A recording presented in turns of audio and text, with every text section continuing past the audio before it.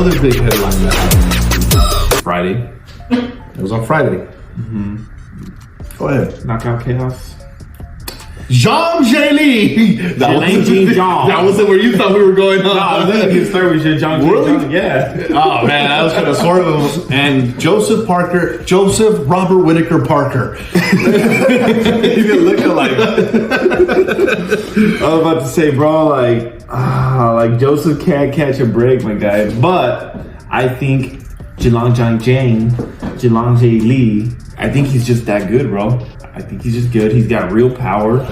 He's a little slow, but his power is real. Check something out. Yeah, because it could be a long weekend. The way you're talking. No, because he dropped Joseph Parker like 3 times. Yeah. Okay. Yeah. I just want to be sure if it was 3. Yeah. It was like, is it 2 or is it 3? Because I was like, Parker was really getting manhandled that first half. But after that 6th round? Yeah. Because Zhang Li has a lot of power. Just say Li. Li. Right? How do you say his first part? Zhang Li. Zhang Li. First of all, especially on a time where Akira Toriyama passed away. Hey, respect, my guy. Respect. You gotta put up a Goku picture here or something, like Toriyama hugging Goku or something. Don't disrespect the man's name. I can't pronounce it. Say Akira Toriyama. Akira Toriyama. See? What the fuck? Now say Zhang Li. Zhang Li. So, te haces pendejo, güey. La neta. Zhang Li. Okay. He's very powerful. God.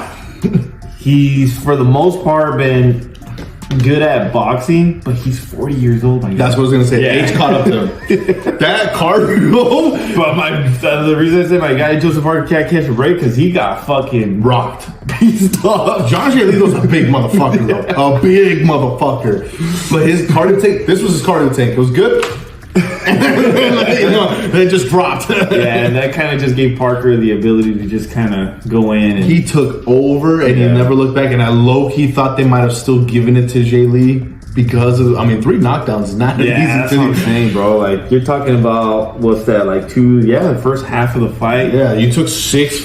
So, depending on how you score the fights, like, technically it would have been, like, 10 or 9, like, tied rounds. Yeah. You know what I'm saying? But yeah, the fight overall was a little, wasn't anything special. Yeah, like it wasn't anything special, but Parker's definitely making his comeback. Yeah, he's having a comeback tour, man. He's taking these motherfuckers out, and now you think to yourself, well, who's next? Easy. I've seen enough. Give me Joseph Parker versus Jake Paul. What? I've seen enough. It's time. So, why are you trying to punish Joseph Parker when he's barely about to get punished? Yes, because he doesn't want to fucking take a joke fight after he's been serious. Fine. I guess we can do Parker Joshua. Yeah, that's kind of like what we're seeing. 2 comebacks. Yeah, like what's going to happen, because obviously we have eventually John Jones and fucking what's his name? Stipe Miocic fight one day in the boxing category, you know what I'm saying, with Tyson Fury and Usyk. I guess one day we'll see that fight, because realistically the way you want it would be Fury beat Usyk so we can have AJ Fury, right? But I still think again, we're talking in the promoters. Yeah, but I feel that Usyk's gonna win, and then based on AJ's performance, we're gonna see Usyk Parker. AJ. The way things are going, or unless you make Parker AJ and then AJ wins, we're gonna end up seeing Usyk. But then again, we're moving on to the main event because they kind of basically promised it. The winner of now Joshua and R.I.P. Ngannou. Okay, so since you brought it up, our page that went viral. It did. Thank you everybody that supported, by the way. Yeah, thank you everybody. That we didn't expect that kind of blow up. Viral, but it still is. a lot of the comment section are calling this a bullshit fight, saying that it was rigged. I know you, Julio, who are the man to accuse rigged fights. Do you really think this was a rigged fight? No. Because I really don't. I think this just really showed the experience and the levels between UFC fighters who are inexperienced in the boxing world and a real boxer puncher. Fury is a boxer, but he doesn't have. Remember, I told you, and I told you this, and I'm glad I was fucking right because I fucking told you. You said Ngannou was gonna knock out AJ, and I'm gonna find the clip, and I'm gonna. No, I acknowledge it. I did say that, and I literally said no. AJ's a boxer. He's a puncher, and he's got fucking power. I agree. I never disagreed with any of that. Yes, you did. I didn't disagree because with any you of said that. he had no chance. To be honest, I'm gonna be real with y'all. I'm gonna admit this now that we're like on camera. It's happened. I was really kind of just trying to stir the pot here. Oh, I'm not gonna lie. What did Carter tell Khabib? It's just business. I ain't gonna lie. I was really trying to start the pot. But let's be honest here. Let's call it what it is. It's not like I was just saying anything stupid. Joshua's been known to be chinny. Yes. You know what I'm saying? So I was just trying to be a little cabron around here. But see, here's the thing. Most MMA fighters are trained to look for openings. Mm-hmm. Boxers are trained to set up punches. Yeah. And that's what we saw here. Ngannou was trying to just headhunt, look for that opening. He couldn't land shit. Yeah. And Joshua just really showed. Joshua did the one thing that Tyson Fury didn't do, and that's underestimate Ngannou, because you know that Joshua respected Ngannou's power. Yeah. You could see it in the way that he was fighting him. He was really cutting angles, really cutting corners, with a lot of good footwork. He wasn't trying to just stay in the pocket with him. Tyson Fury, you fucking fat jackass. You thought that you could just go in there and try to run over Ngannou, and Joshua showed you exactly what you should have done in your fight to look good. Instead, now we're looking at you going, maybe Usyk does whoop your ass. And I think Tyson Fury even said after what he saw that he wants a rematch against Ngannou to prove that he can do the same. Shut up, Fury. All right, nobody wants to see that. Did you see his face after Joshua knocked him out? He was like, yeah, that's right. Go handle Usyk first. And I think also what really and everything comes back to is that Joshua, I think this is his fourth fight in the last 12 months. Yeah. Like, he's been super active, and you cannot compare Fury, who went, I think, over a year before he fought Ngannou or something, and his inactivity. Like, activity is everything. You know what I'm saying? So I think on top of that, like, AJ will slowly just rebuild his confidence, and this looked like the old AJ. This looked like the AJ that everyone's saying he needed to be. Pre-Andy Reese. Yeah, pre-Andy Reese. This is the old AJ that everybody... But is it a matter of you just beat an MMA fighter? Well, I think at the end of the day, it's the confidence you get back. I think that's all it is. Now, this is where it's like, you know, you can put AJ against Joseph Parker, and then obviously Joseph Parker is in his own momentum with real boxers, you know what I'm saying? So yeah, but I think Joshua is going to wait for the winner of Usyk and Fury. Yeah, so now the question is, how does he do against Usyk? How does he do against Fury? Usyk, we don't want to see that. Yeah, we know how it's going to end. Yeah, no matter how good AJ is. Because the one style that we never saw against Usyk was this type of style where he pressures, he moves forward, he tried to box a boxer. That was AJ's mistake. So the only thing that can make the fight somewhat exciting is if we get pre-Andy Reese AJ to fight Usyk. You know what I'm saying? That could potentially make a difference. For a trilogy? Yeah. But Usyk would have to lose against Fury for sure. No, win. Because if you... that's true. Yeah. Damn, man. I really don't want to see Because I actually think Usyk will beat Fury, but, you know... I think Usyk will retire after he beats Fury. Me too. And then we get what every promoter's been trying to, you know, beat their meat to is AJ and Fury. Yeah. Or they low-key might end up making Wilder AJ as a stay busy fight. Let's talk about Ngannou. First of all, I'm ready for it. I'm ready for the mega fight. I'm ready for the two titans ready to lock in there. I'm ready for Francis Ngannou and Jake Paul. It's perfect. MMA fighter coming off losses. Jake Paul's technically scheduled to fight at heavyweight. Ngannou's getting, he's up there in age. Give me Ngannou, Jake Paul. I'm ready for that fight. It might happen. I would watch that for the sheer jaw that would go flying out of Jake Paul's mouth. I hate Jake Paul. because we got to talk about it. Jake Paul versus 60-year-old Mike Tyson. Yep. Anyways, so let's talk about Canelo. I'm not going to give light to that fight. Canelo. It's official. Jaime Munguia, Canelo, May 4th. Thank you, Big Red. Yeah, I was about to say, and he proved you wrong because he's only doing a 1-fight deal with PBC, so they're going to be putting the fight on the Amazon PBC partnership, and it's still going to be available on the Zone, but... And on Amazon Prime. Yeah, I just said that. You said the Zone. I didn't. I said they're going to do... Sorry, I was lost in my just love for Canelo. Let me tell you guys, you know when that moment you're like, I hope I'm wrong. You don't like to be wrong as a person a lot. But you know those moments where you're just like, please, I just want to be wrong about this. Because he technically was going back to PBC and he wanted the Jermall Charlo fight after. Yeah, that's why he's so happy.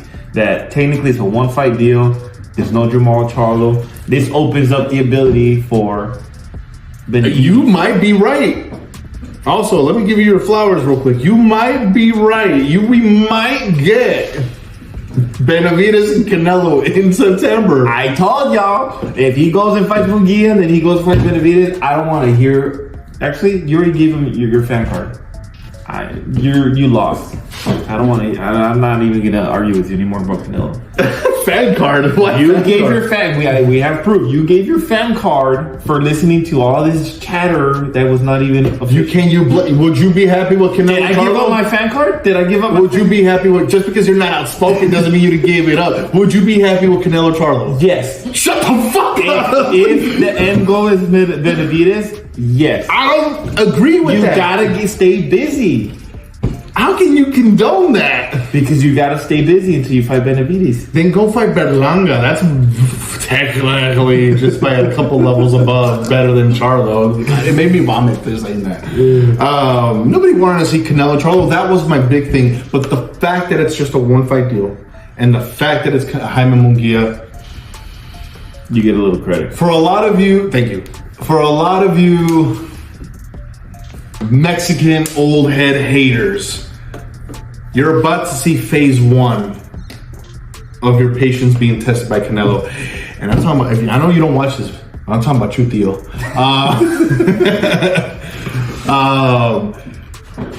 This is the fight that a lot of old heads and Mexican aficionados wanted to see. Mm-hmm. So now Canelo's going to go in there, and me personally, this is just me, not even talking as a fan, I'm just talking as a realist.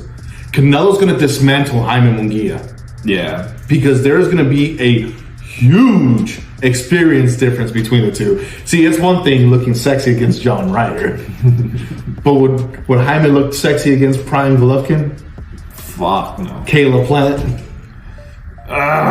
Maybe just because of the pressure, but I think Caleb Plant's countering and boxing. Prime Daniel Jacobs? I don't know. Colin Smith? Probably not even the current Colin Smith. Miguel Cotto? Jaime, we don't even know if you beat those guys. It's because Jaime is a very exciting fighter. Because of his style. Yeah, his style. But that's going to be his downfall with Canelo. Because Canelo, all he does is counter. I'm sorry. The only thing that Jaime's got going for him is that everyone thinks Canelo doesn't have it no more. Everyone thinks that Canelo's old. Everyone thinks young. And Jaime's young. And that his speed, yeah. I will say, but I don't think Jaime's going to get knocked out. I really don't think Jaime's going to get knocked out. We haven't seen a vintage Canelo knockout in a while, if we're going to be honest. But we've seen Jaime Munguia get rocked. We have. Dervincengo got rocked him, but he just couldn't finish. So I don't think Canelo gets a knockout by headhunting. I think he gets a knockout by body blows. Yeah, I think body blows is what's going to slow Munguia down. We might see a repeat of Kovalev. Mm-hmm. You know, or Liam Smith. Mm-hmm. You know, I think Munguia by the end of the fight, if it goes 12 rounds, he's gonna have one fucked up face. Yeah, I think the fact that Canelo faced someone as big and strong as like Bivol, Kovalev, Colin Smith, this is nothing. I think this isn't like because Jaime Munguia is coming up from 160, guys. Like, even though Jaime Munguia looks big, like he's coming up from 160. Canelo's already fought dudes at 175 who probably on fight night are probably closer to fucking like 190. And you can argue that Canelo's like final form, his Super Saiyan form is at 168. Like of obvious reasons, dude's an undisputed champion. Yeah. But he's looked more dangerous than he looked at 154, 160, or 175. Yeah. Like that's his bread and butter division right there. Yeah. So I'm glad it's Canelo Munguia only. None of that Charlo bullshit. And maybe we get to see Canelo Benavidez in September. Maybe we don't. I like the fact that Canelo kept the relationship with PBC. Yeah. Because Canelo, if you would have burnt that bridge, we would have never seen a fight until Benavidez groups up. I'm about to spit some gospel on y'all.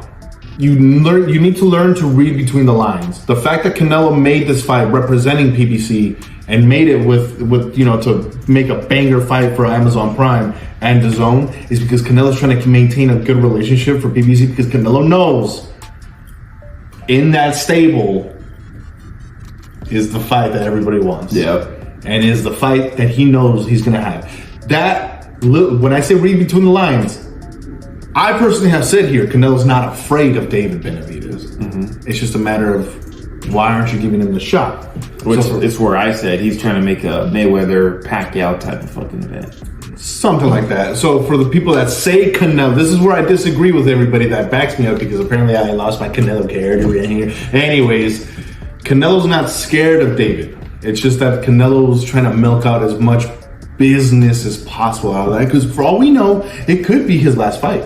Yeah. Let's be real. Canelo's shown signs that, he said it before, by 35, he would like to be done. It's actually 37. You think he's going to push it to 37? Well, when he was young, fresher, he said, I'm going to fight for till 37. But at this point, I think 36 is going to be his. Yeah, I think at this point, like, you get rid of Munguia, you get through Benavidez, you maybe go get back with Bivol. Yeah, Bivol. I think at that point, stay away from Better Biev if he beats Bivol, and especially if he beats Benavidez. Stay away from Better Biev, Canelo. I'm sorry, but outside of that, just a quick little honorable mention before we wrap this up.